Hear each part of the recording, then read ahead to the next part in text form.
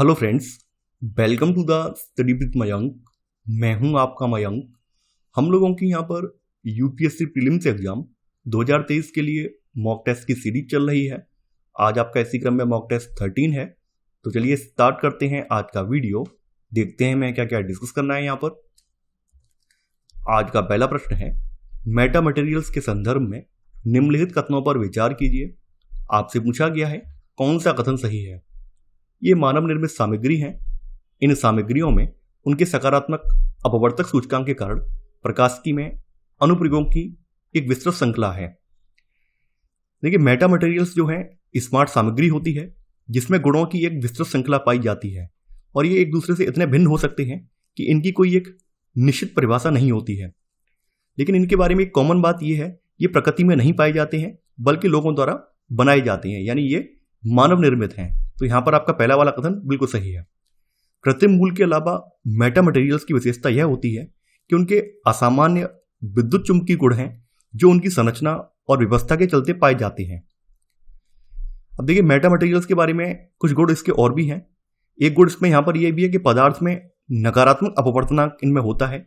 प्रकाश की और विद्युत चुंबकीय अनुप्रयोगों में इन पदार्थों का महत्वपूर्ण योगदान भी होता है। यानी इन सामग्रियों में सकारात्मक अपवर्तक सूचकांक नहीं होता है बल्कि इसमें नकारात्मक अपवर्तक सूचकांक होता है। ये इनकी विशेषता है। क्योंकि ये मानव निर्मित है इसलिए यहां पर इनमें सकारात्मक अपवर्तक सूचकांक नहीं पाया जाता है बल्कि इसमें नकारात्मक अपवर्तक सूचकांक पाया जाता है। तो यहां पर आपका सेकंड वाला कथन गलत हो जाएगा। यहां पर आपका केवल पहला वाला कथन सही है, तो आपका सही आंसर होगा पहले का ए, केवल एक। दूसरा प्रश्न है आपका, निम्नलिखित कथनों पर विचार कीजिए। आपसे पूछा गया है कौन सा कथन सही है। पहला है, परमाणु संलयन ऊर्जा यूरेनियम और थोरियम जैसे प्राकृतिक रूप से पाए जाने वाले रेडियोधर्मी तत्वों के परमाणुओं के नाभिक में संग्रहित ऊर्जा से प्राप्त होती है। केरल की मोनाजाइट रेत में थोरियम बड़ी मात्रा में पाया जाता है। सबसे पहले जान लेते हैं नाभिकीय संलयन होता क्या है। नाभिकीय संलयन वह प्रक्रिया है जिसके द्वारा दो हल्के परमाणु नाभिक आपस में मिलकर भारी मात्रा में ऊर्जा छोड़ते हुए एक भारी नाभिक बनाते हैं।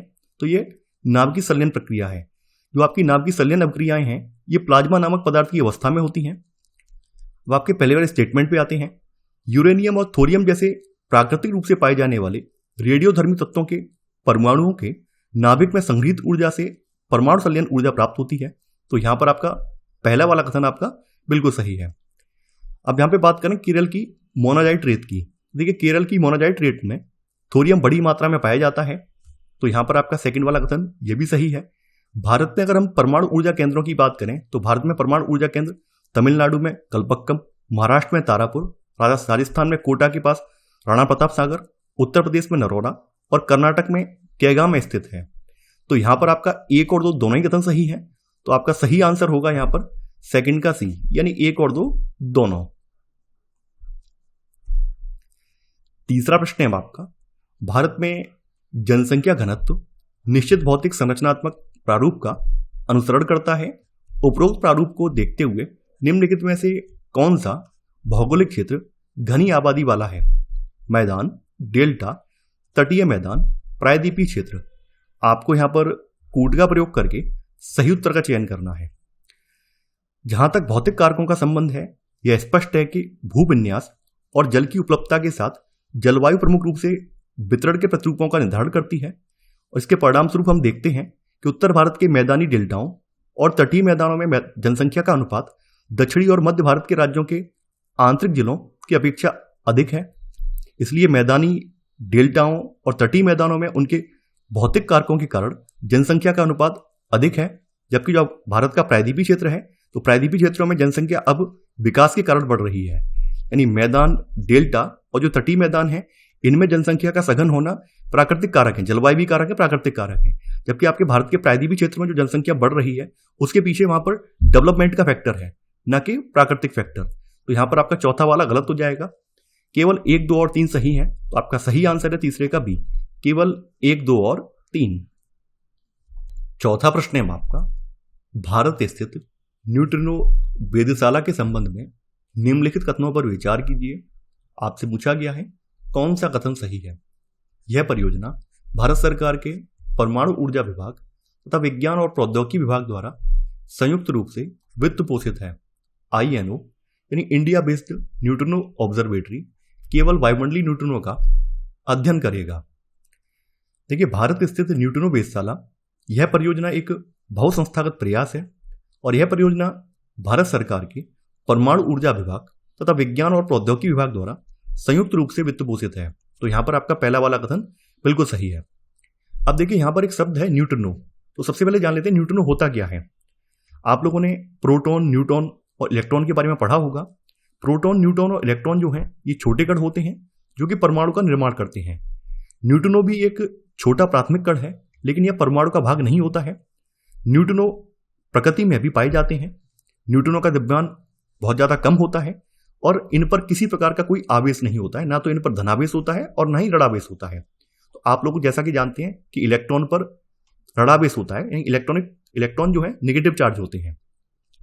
जो आपके न्यूट्रिनो है ये सूर्य और अन्य तारों से आते हैं और इसके अलावा न्यूट्रिनो को लैब में भी तैयार किया जा सकता है, यानी ये प्रकृति में तो पाए जाते हैं, इसके अलावा ये लैब में भी बनाए जा सकते हैं।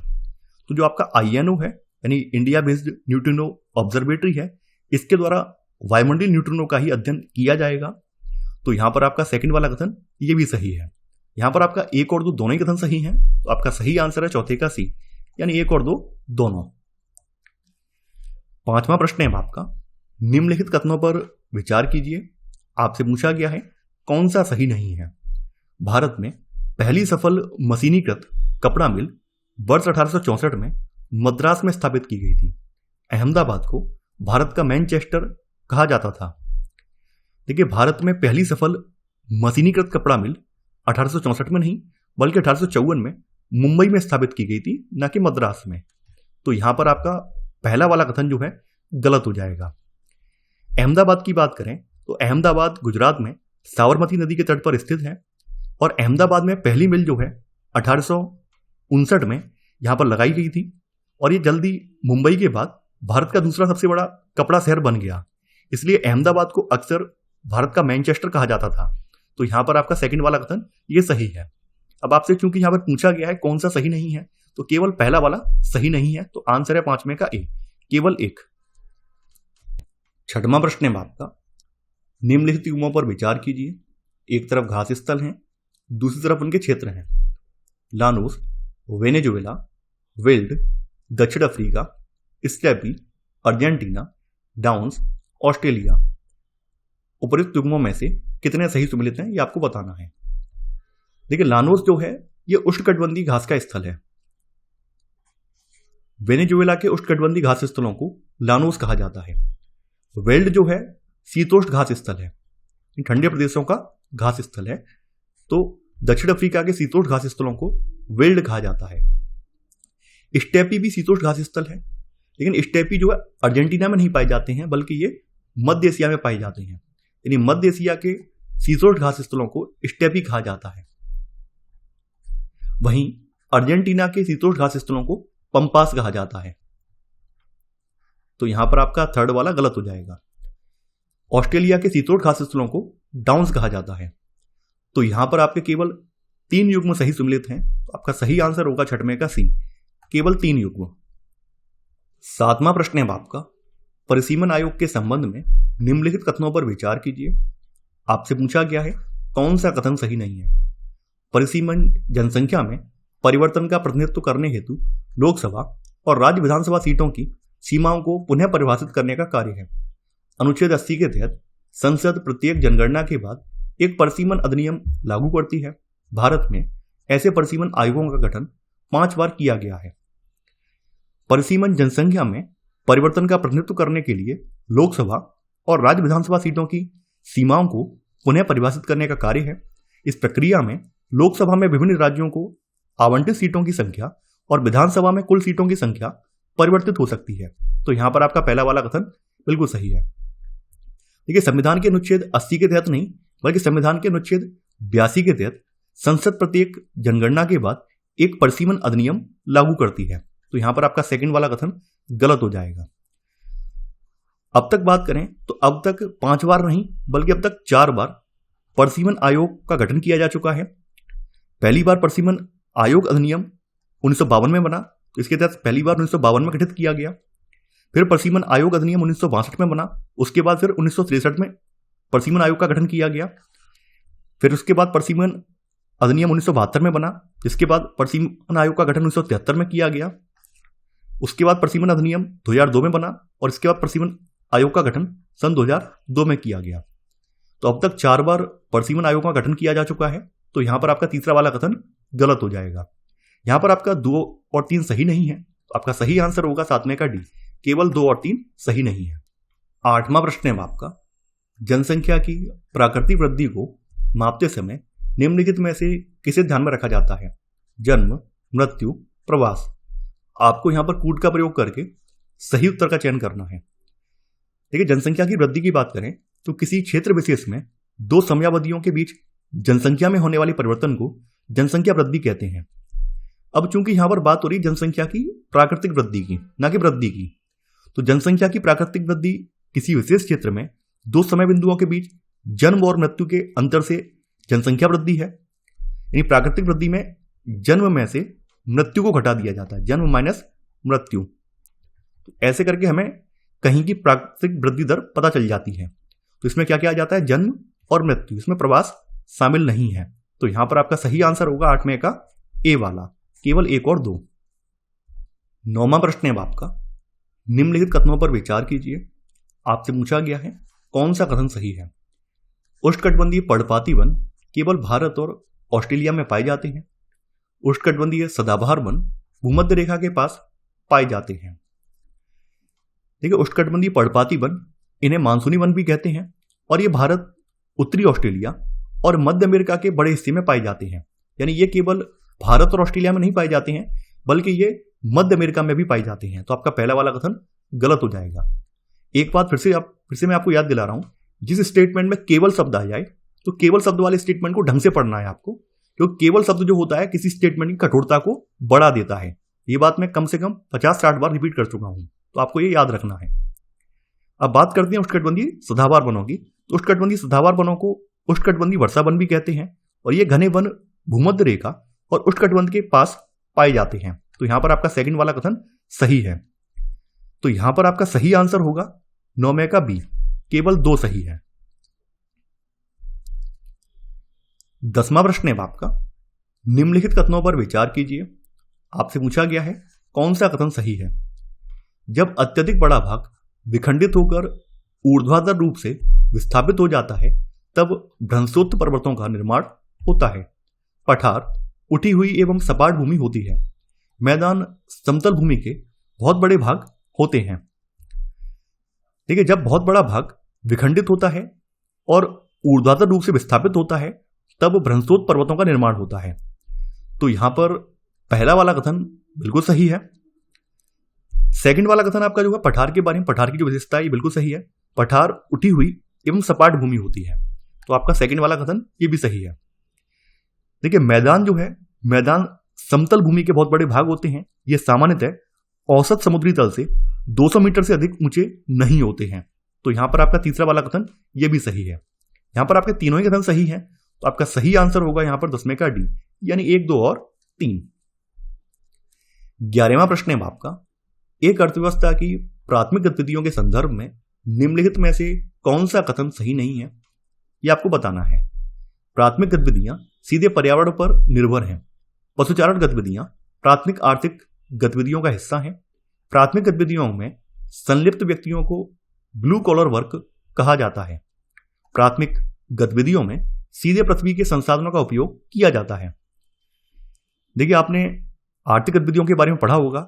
आर्थिक गतिविधियों को विभिन्न प्रकारों में कैटेगराइज किया गया है, जिसमें प्राथमिक, द्वितीयक, तृतीयक, चतुर्थक और अब तो पंचम भी इसमें शामिल है। तो प्राथमिक गतिविधियां सीधे पर्यावरण पर निर्भर करती हैं, क्योंकि यह पृथ्वी के संसाधनों जैसे भूमि, जल, वनस्पति, निर्माण सामग्री और खनिजों के उपयोग को संदर्भित करती हैं। तो यहां पर आपका पहला वाला कथन बिल्कुल सही है। देखिए, इस प्रकार इसमें शिकार, पशुचारण गतिविधियां, मछली पकड़ना, वानिकी, कृषि और खनन, ये सभी इसमें शामिल हो जाते हैं। तो यहां पर आपका बी वाला ये बिल्कुल सही है। प्राथमिक गतिविधियों में संलिप्त व्यक्तियों को रेड कॉलर वर्कर कहते हैं, यानी इन्हें ब्लू कॉलर वर्कर नहीं कहते हैं, बल्कि इन्हें रेड कॉलर वर्कर कहा जाता है। तो यहां पर आपका सी वाला गलत हो जाएगा। तो यहाँ पर डी वाला कथन आपका सही है, प्राथमिक गतिविधियों में सीधे पृथ्वी के संसाधनों का उपयोग किया जाता है। तो यहाँ पर जो आपका गलत वाला कथन है वो है 11वें का सी वाला। 12वां प्रश्न है आपका, निम्नलिखित कथनों पर विचार कीजिए। जिस स्थान पर गर्म एवं शीत जलधाराएं मिलती हैं वह स्थान विश्व में सर्वोत्तम मत्स्य क्षेत्र बन जाता है। गर्म महासागरीय धाराएं भूमध्य रेखा के निकट उत्पन्न होती हैं एवं ध्रुवों की ओर प्रवाहित होती हैं। आपको यहां पर बताना है कौन सा कथन सही है। देखिए, जिस स्थान पर गर्म एवं शीत जलधाराएं मिलती हैं उस स्थान पर विश्व के सर्वोत्तम मत्स्य क्षेत्रों का निर्माण होता है। इसका कारण यह है कि जब गर्म और ठंडी जलधाराएं मिलती हैं तो यहां पर फाइटोप्लैंक्टन की संख्या में वृद्धि हो जाती है, और फाइटोप्लैंक्टन जो है मछलियों का आहार होते हैं। इस कारण यहां पर मछलियों की संख्या ज्यादा होती है। तो यहां पर आपका पहला वाला कथन बिल्कुल सही है। इसके अलावा इसकी एक और विशेषता है, दो धाराओं के मिलने से, यानी गर्म और एक ठंडी धारा के मिलने से यहां पर कोहरे युक्त मौसम का निर्माण होता है, जो कि नौ संचालन में बाधा उत्पन्न करता है। यह भी यहां की विशेषता है। सेकंड वाला कथन यहां पर आपका यह भी सही है। देखिए, महासागरीय धाराएं निश्चित दिशा में महासागरीय सतह पर नियमित रूप से बहने वाली जलधाराएं होती हैं। सामान्यतः गर्म महासागरीय धाराएं भूमध्य रेखा के निकट उत्पन्न होती हैं और ये ध्रुवों की ओर प्रवाहित होती हैं। तो यहां पर आपका 1 और 2 दोनों ही सही हैं। आपका सही आंसर है 12 का सी, यानी 1 और 2 दोनों। 13वां प्रश्न है आपका, महासागरों के संदर्भ में निम्नलिखित कथनों पर विचार कीजिए। आपसे पूछा गया है कौन सा कथन सही है। प्रशांत महासागर का विस्तार पृथ्वी के 1/3 भाग पर है। अटलांटिक महासागर का पश्चिम तट उत्तर एवं दक्षिण अमेरिका से घिरा हुआ है। हिंद महासागर का आकार लगभग वृत्ताकार है। आर्कटिक महासागर प्रशांत महासागर से छिछले जल वाले एक संकरे भाग, इसे बेरिंग जल संधि के नाम से जाना जाता है, इससे जुड़ा हुआ है। देखिए, महासागरों की बात करें तो आप लोग जानते होंगे विश्व में 5 मुख्य महासागर हैं, जिसमें आपका प्रशांत आ जाता है। प्रशांत के अलावा फिर आपका अटलांटिक है, फिर आपका हिंद है, मैं अटलांटिक दे रहा हूं, फिर आपका हिंद है, हिंद के बाद फिर दक्षिणी महासागर है, ठीक है। उसके बाद फिर आपका आर्कटिक महासागर आ जाता है, फिर आर्कटिक आ जाता है। तो ऐसे करके आपके 5 महासागर हैं। आपका पहला वाला कथन बिल्कुल सही है। प्रशांत महासागर सबसे बड़ा महासागर है और यह पृथ्वी के 1/3 क्षेत्र पर फैला हुआ है। तो यहां पर आपका पहला वाला कथन बिल्कुल सही है। पृथ्वी का सबसे बड़ा गहरा भाग मेरियाना गर्त प्रशांत महासागर में ही स्थित है। आपका सेकंड वाला कथन बिल्कुल सही है। अटलांटिक महासागर का पश्चिम तट उत्तर एवं दक्षिण अमेरिका से घिरा हुआ है। तो यहां पर आपका सेकंड वाला कथन यह भी सही है। हिंद महासागर को अगर आप मैप पर देखें, देखिए इसके लिए जो आपके पास ऑक्सफोर्ड एटलस की किताब है या आप गूगल मैप का प्रयोग करते हैं तो मैप पर आप देख सकते हैं हिंद महासागर का जो लगभग आकार है वो वृत्ताकार नहीं है, बल्कि ये कैसा है, ये त्रिभुजाकार है, त्रिभुज के आकार का है, ना कि वृत्ताकार है। तो यहां पर आपका तीसरा वाला जो कथन है ये गलत हो जाएगा। देखिए, हिंद महासागर ये एक ऐसा महासागर है जिसका नाम किसी देश के नाम पर है, यानी ये भारत के नाम पर रखा गया है। और ये कैसा है, ये वृत्ताकार नहीं है बल्कि ये त्रिभुजाकार है, त्रिभुज के आकार का है। तो यहां पर आपका थर्ड वाला गलत हो जाएगा। आपका चौथा वाला कथन यहां पर बिल्कुल सही है। आर्कटिक महासागर उत्तर ध्रुव वृत्त में स्थित है और यह उत्तर ध्रुव के चारों ओर फैला हुआ है। यह प्रशांत महासागर से छिछले जल वाले एक संकरे भाग से जुड़ा हुआ है, जिसे बेरिंग जल संधि के नाम से जाना जाता है। तो यहां पर आपका चौथा वाला कथन यह सही है।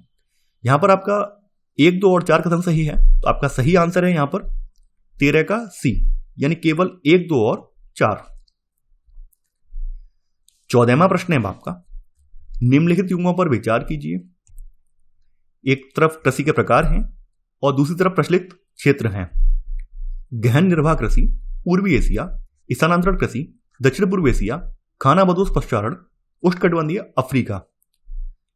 तो आपको यहां पर बताना है कौन सा युग्म सही सुमेलित है। सबसे पहले बात कर लेते हैं निर्वाह कृषि की। तो देखिए, इसमें निर्वाह कृषि में एक आ जाती है गहन निर्वाह कृषि। तो गहन निर्वाह कृषि में किसान साधारण औजारों और श्रम का उपयोग करके भूमि के एक छोटे से भूखंड पर खेती करते हैं। और इस प्रकार की जो खेती है तो ये आपके दक्षिण पूर्व और पूर्वी एशिया के मानसूनी क्षेत्रों के घनी आबादी वाले क्षेत्रों में ये प्रचलित है। तो यहां पर आपका पहला वाला युग्म सही सुमेलित है। स्थानांतरण कृषि, देखिए स्थानांतरण खेती अमेजन बेसिन, उष्णकटिबंधीय अफ्रीका, दक्षिण पूर्व एशिया के कुछ हिस्सों और पूर्वोत्तर भारत के घने जंगलों में ये प्रचलित है। तो यहां पर आपका सेकंड वाला कथन ये भी सही है। स्थानांतरण कृषि को स्लैश एंड बर्न कृषि के रूप में भी जाना जाता है, ये बात आप लोग जानते होंगे। खानाबदोश पशुचारण सहारा, मध्य एशिया और भारत के कुछ हिस्सों जैसे राजस्थान और जम्मू और कश्मीर के अर्धशुष्क और शुष्क क्षेत्रों में किया जाता है। यानी ये उष्णकटिबंधीय अफ्रीका में नहीं, बल्कि ये कहां कहां पर किया जाता है, ये सहारा वाले रेगिस्तान में, इसके अलावा भारत के कुछ हिस्सों में, राजस्थान और जम्मू कश्मीर, इनमें किया जाता है। यानी अर्धशुष्क और शुष्क क्षेत्रों में किया जाता है। तो ये उष्णकटिबंधीय अफ्रीका की विशेषता नहीं है, बल्कि ये अर्धशुष्क और जो शुष्क इलाके हैं उन सब की विशेषता है। तो यहां पर आपका तीसरा वाला कथन इसमें गलत हो जाएगा। यहां पर आपका केवल 1 और 2 युग्म सही सम्मिलित है। तो यहां पर आपका सही आंसर है 14 का ए, केवल 1 और 2। 15वां प्रश्न है आपका, निम्नलिखित में से कौन सी नदी गंगा नदी की सहायक नदियां हैं? घाघरा, सोन, चंबल, गंडक, कोसी। आपको यहां पर कूट का प्रयोग करके सही उत्तर का चयन करना है। देखिए, गंगा के बारे में आप लोग जानते होंगे। गंगा उत्तराखंड के उत्तरकाशी जिले में गौमुख के पास गंगोत्री हिमनद से निकलती है। वहां पर इसे भागीरथी के नाम से जाना जाता है और यह मध्य और निम्न हिमालय से सकरी घाटियों को काटती है। देवप्रयाग में भागीरथी जो है अलकनंदा से मिलती है। इसके बाद इसे गंगा के रूप में जाना जाता है। यहां पर गंगा की जो सहायक नदियां हैं उसमें घाघरा है, सोन है, गंडक है, कोसी है। चंबल जो है ये यमुना की सहायक नदी है। चंबल जो है यमुना की सहायक नदी है। तो यहां पर आपका सही आंसर होगा 1, 2, 4 और 5। आपका सही आंसर है 15 का ए, केवल 1, 2, 4 और 5। 16वां प्रश्न है आपका, निम्नलिखित कथनों पर विचार कीजिए। आपसे पूछा गया है कौन सा कथन यहां पर सही है? पृथ्वी के ठोस भाग को स्थल मंडल कहा जाता है। सबसे ऊंचा शिखर माउंट एवरेस्ट समुद्र तल से 8,848 मीटर ऊंचा है। आपका पहला वाला कथन यहां पर बिल्कुल सही है। पृथ्वी के ठोस भाग को स्थल मंडल कहा जाता है। यह भूपर्वती की चट्टानों तथा मिट्टी की पतली परतों का बना है। सेकंड वाला कथन आपका यह भी सही है। विश्व का सबसे ऊंचा शिखर माउंट एवरेस्ट समुद्र तल से 8,848 मीटर ऊंचा है और विश्व का सबसे गहरा भाग प्रशांत महासागर का मेरियाना गर्त है। सबसे ऊंचा अगर आपसे पूछा जाए तो माउंट एवरेस्ट है और सबसे गहरा जो भाग है पृथ्वी का वो है मेरियाना ट्रेंच या मेरियाना गर्त, जो कि पैसिफिक ओशियन यानी प्रशांत महासागर में स्थित है। तो यहां पर आपका 1 और 2 दोनों ही सही हैं। तो आपका सही आंसर है 16 का सी, 1 और 2 दोनों। 17वां प्रश्न है आपका, निम्नलिखित पर विचार कीजिए। यह अत्यधिक विशिष्ट व्यावसायिक कृषि है। खट्टे फल इस कृषि की विशेषता है। यह उत्तरी अफ्रीका और ऑस्ट्रेलिया के दक्षिण पश्चिमी भाग में प्रचलित है। उपरोक्त कथन निम्नलिखित में से किस प्रकार की कृषि का सबसे उपयुक्त रूप से वर्णन करते हैं? गहन निर्वाह कृषि, बागानी कृषि, वाणिज्यिक अनाज की खेती, भूमध्य सागरीय कृषि। देखिए, इसके बारे में जब मैंने आपको विश्व भूगोल के नोट्स बनवाए थे तो वहां पर मैंने लिखवाया भी था। जो अधिकतर आपके खट्टे फल होते हैं, ये खट्टे फलों का जो उत्पादन होता है ये भूमध्य सागरीय कृषि में होता है। तो भूमध्य सागरीय कृषि अत्यधिक विशिष्ट व्यावसायिक कृषि है। यह यूरोप के भूमध्य सागर के दोनों ओर के देशों में और उत्तरी अफ्रीका में ट्यूनीसिया से अटलांटिक तट, दक्षिणी कैलिफोर्निया, मध्य चिली, दक्षिण अफ्रीका के दक्षिण पश्चिमी भागों और ऑस्ट्रेलिया के दक्षिण तथा दक्षिण पश्चिमी भागों में प्रचलित है। यह क्षेत्र खट्टे फलों का एक महत्वपूर्ण आपूर्ति करता है। इसके अलावा अंगूर की खेती भूमध्य सागरीय क्षेत्र की एक विशेषता है। तो यहां पर आपका सही आंसर है 17 का डी वाला। 18वां प्रश्न है आपका, राष्ट्रीय जलमार्ग 1 निम्नलिखित में से किन राज्यों से होकर गुजरता है? उत्तर प्रदेश, बिहार, पश्चिम बंगाल, उड़ीसा, झारखंड। आपको यहां पर कोड का प्रयोग करके सही उत्तर का चयन करना है।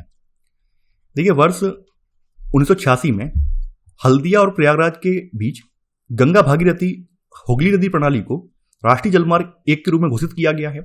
यानी ये किन किन के बीच में है? ये प्रयाग और पश्चिम बंगाल के हल्दिया के बीच में है और इसकी जो लंबाई है 1620 किलोमीटर लंबा है ये। तो नेशनल वाटरवेज 1 में यानी कि आपके राष्ट्रीय जलमार्ग 1 में यूपी आ जाता है, बिहार आ जाता है, पश्चिम बंगाल आ जाता है और झारखंड आ जाता है। उड़ीसा से होकर नहीं गुजरता है। तो यहां पर आपका सही आंसर होगा 1, 2, 3 और 5। यानी आपका सही आंसर है 18 का ए, केवल 1, 2, 3 और 5। 19वां प्रश्न है आपका, निम्नलिखित कथनों पर विचार कीजिए। शुक्र को पृथ्वी का जुड़वां ग्रह माना जाता है क्योंकि इसका आकार एवं आकृति लगभग पृथ्वी के ही समान है। चंद्रमा पृथ्वी का एकमात्र उपग्रह है। पृथ्वी सूर्य का दूसरा निकटतम ग्रह है। देखिए, आप लोग जैसा कि जानते हैं हमारे सौरमंडल में 8 ग्रह हैं और सूर्य से दूरी के आधार पर सबसे पहले आपका कौन सा आ जाता है? सबसे पहले आपका बुध पड़ता है। बुध के बाद फिर आपका शुक्र पड़ता है, शुक्र के बाद आपकी पृथ्वी आती है, पृथ्वी लिख दे रहा हूं केवल। उसके बाद फिर आपका मंगल आ जाता है, मंगल के बाद फिर बृहस्पति है, बृहस्पति के बाद शनि है, उसके बाद आपका फिर आ जाता है अरुण, फिर आपका आ जाता है वरुण।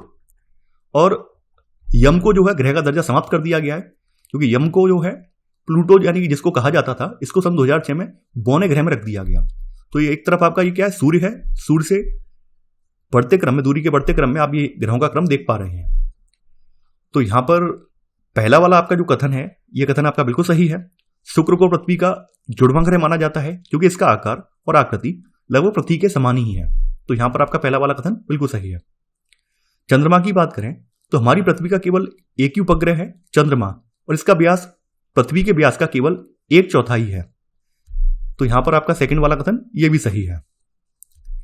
देखिए, चंद्रमा जो है पृथ्वी से लगभग 3,84,000 किलोमीटर दूर है।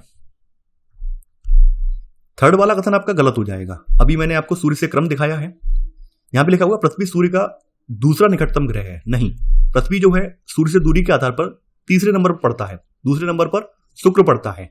तो यहां पर आपका तीसरा वाला गलत हो जाएगा। आपसे पूछा गया है यहां पर कौन सा सही नहीं है, यहां पर आपका तीसरा वाला सही नहीं है, तो आपका सही आंसर होगा 19 का सी, केवल थर्ड सही नहीं है। 20वां प्रश्न है आपका, निम्नलिखित कथनों पर विचार कीजिए। आपसे पूछा गया है कौन सा कथन यहां पर सही है।